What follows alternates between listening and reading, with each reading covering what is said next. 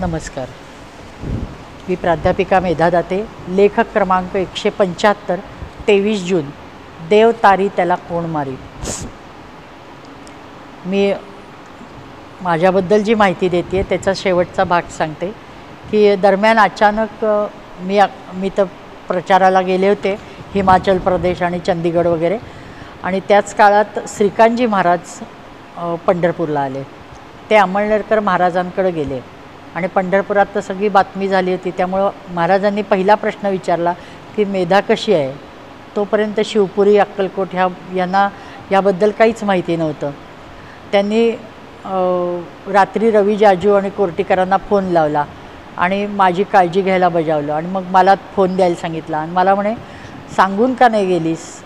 तर मी म्हटलं नाही, तेवढा वेळच नव्हता. तर ते म्हणले ठीक आहे, असू दे, छान प्रचार होईल, येताना मात्र अक्कलकोटला ये आणि मग घरी जा. मी हो म्हणाले. येताना शेवटी पुन्हा सर्व जण आम्ही दिल्लीत आलो. दिल्लीत मोठे इंटरनॅशनल एक्झिबिशन होते. त्यांच्या स्टॉलचेच भाडे दिवसाला 20-20 हजार होते. ते आम्हाला शक्यच नव्हतं. पण ऑर्गनायझर एक लेडी होत्या, त्या आर्य समाजाच्या होत्या.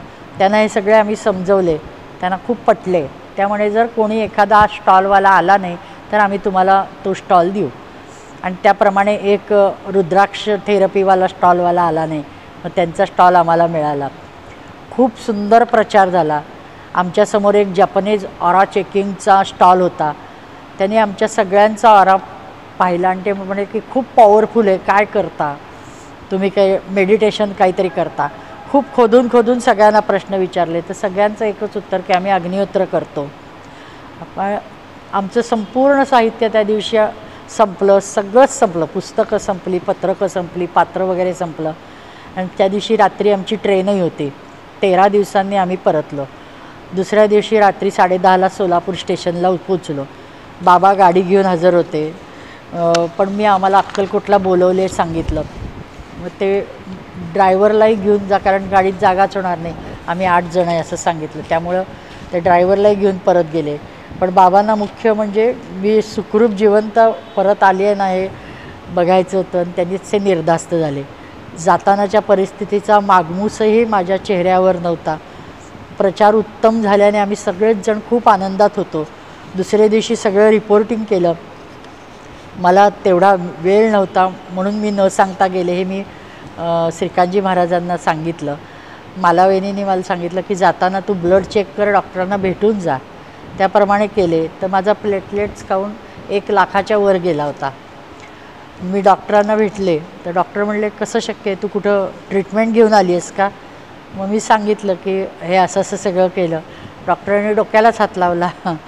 ते म्हणाले की आता माझी काळजी संपली आणि मी पक्के केले की आता त्यांचे उपायही संपले आहे. आता फक्त भस्मावर भर द्यायचा. काही कापले, जखम झाली की पटमग मी भस्म लावते. कोरडे भस्म, अग्निहोत्राचं भस्म, अगदी त्याच्यावर पाणी जरी गेलं तरी जखम होत नाही, ते काही नासत नाही, काही होत नाही. ते अतिशय जालीम उपाय आहे. पुन्हा दुखणे विसरून जायला होतं, इतकं ते जालीम आहे. हे असं कायम मी करत आले. त्यामुळं भस्म हा उत्तम उपाय मला सापडला. अग्निहोत्र आणि त्याच्या भस्माच्या जीवावर 8-10 वर्षात जायचं, ते आता 40 वर्ष मी जिवंत आहे आणि सुखरूप आहे. 1.5 वर्षापूर्वी 2 व्हीलरचा पुन्हा ॲक्सिडेंट झाला. डोळ्यावर टाके पडले, हात फ्रॅक्चर झाला, पाय आणखी मोडले. पण 8-10 दिवस दीनानाथला काढून पुन्हा सुखरूप बाहेर आले. तेव्हा पण जास्तीत जास्त जोर मी गाईचे तूप आणि भस्मावरच दिला. डिस्चार्ज मिळाल्यावरही अग्निहोत्र आणि हवन सुरू केले. कुठेतरी डोक्यात यजुर्वेदाच्या एका श्लोकाचा अर्थ माझ्या घट्ट बसला होता.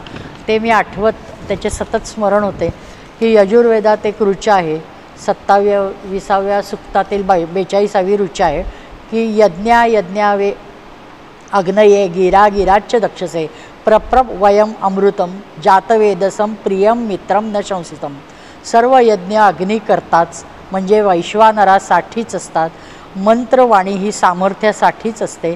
यज्ञाने अग्नीची प्रिय मित्राप्रमाणे स्तुती करावी. गाईचे तूप आणि अमृत निर्माण करणारे यज्ञ असून हे थोडक्यात माणसाला शरीर आणि मनाच्या व्याधी दूर सारून स्वास्थ्य प्रदान करते. आणि त्याचीच मला गुरुकृपेने आणि केवळ यज्ञकृपेने प्रचिती आली। यज्ञ जय भगवान की जय, वैश्वानर भगवान की जय। नमस्कार।